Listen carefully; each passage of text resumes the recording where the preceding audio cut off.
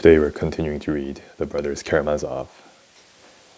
Yes, for real Russians, the questions of God's existence and of immortality, or as you say, the same questions turned inside out, come first and foremost, of course, and so they should, said Alyosha, still watching his brother with the same gentle and inquiring smile. Well, Alyosha, it's sometimes very unwise to be a Russian at all. But anything stupider than the way Russian boys spend their time, one can hardly imagine. But there's one Russian boy called Alyosha I'm awfully fond of. How nicely you put that in, Alyosha laughed suddenly. Well, tell me where to begin. Give your orders. The existence of God, eh? Begin where you like. You declared yesterday at Father's that there was no God. Alyosha looked searchingly at his brother. I said that yesterday at dinner on purpose to tease you, and I saw your eyes glow. But now I've no objection to discussing with you, and I say so very seriously. I want to be friends with you, Alyosha, for I have no friends and want to try it. Well, only fancy. Perhaps I too accept God, laughed Ivan. That's a surprise for you, isn't it? Yes, of course, if you're not joking now. Joking? I was told at the elders yesterday that I was joking. You know, dear boy, there was an old sinner in the 18th century who declared that if there were no God, he would have to be invented. S'il n'existait pas Dieu, il faudrait l'inventer. And man has actually invented God. And what's strange, what would be marvelous, is not that God should really exist. The marvel is that such an idea, the idea of the necessity of God, could enter the head of such a savage, vicious beast as man. So holy it is, so touching, so wise, and so great a credit it does to men. As for me, I've long resolved not to think whether man created God or God man, and I won't go through all the axioms laid down by Russian boys on that subject, all derived from European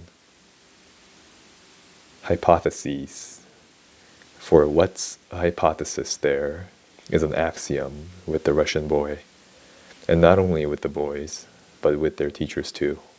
For our Russian professors are often just the same boys themselves.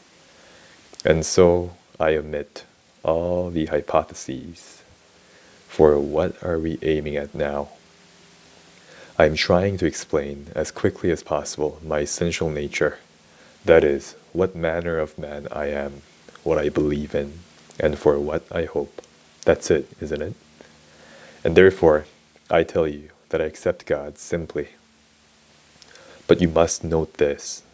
If God exists, and if He really did create the world, then, as we all know, He created it according to the geometry of Euclid, and the human mind with the conception of only 3 dimensions in space. Yet there have been, and still are, geometricians and philosophers, and even some of the most distinguished, who doubt whether the whole universe, or to speak more widely, the whole of being, was only created in Euclid's geometry. They even dare to dream that 2 parallel lines, which according to Euclid can never meet on earth, may meet somewhere in infinity. I have come to the conclusion that, since I can't understand even that, I can't expect to understand about God. I acknowledge humbly that I have no faculty for settling such questions. I have a Euclidean earthly mind, and how could I solve problems that are not of this world? And I advise you never to think about it either, my dear Alyosha, especially about God, whether He exists or not. All such questions are utterly inappropriate for a mind created with an idea of only 3 dimensions. And so I accept God, and I'm glad to. And what's more, I accept His wisdom, His purpose, which are utterly beyond our ken. I believe in the underlying order and the meaning of life. I believe in the eternal harmony in which they say we shall one day be blended. I believe in the word to which the universe is striving, and which itself was with God, and which itself is God, and so on to infinity. There are all sorts of phrases for it. I seem to be on the right path, don't I? Yet would you believe it? In the final result, I don't accept this world of God's. And although I know it exists, I don't accept it at all. It's not that I don't accept God, you must understand. It's the world created by Him I don't and cannot accept. Let me make it plain.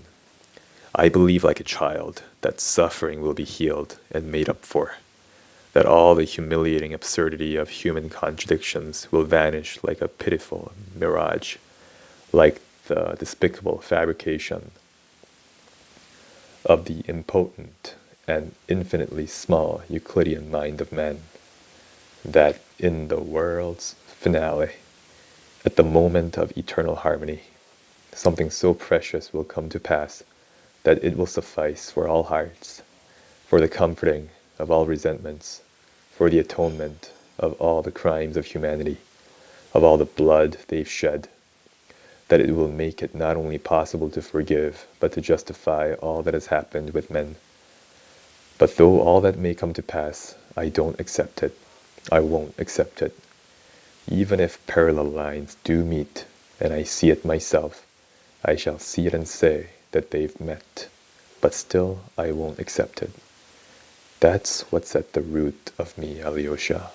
That's my creed. I am in earnest in what I say.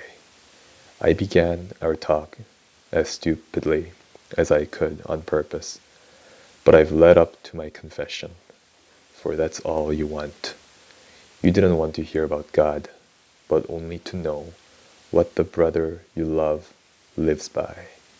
And so I've told you. And that's the end of the reading for today. Have a good day.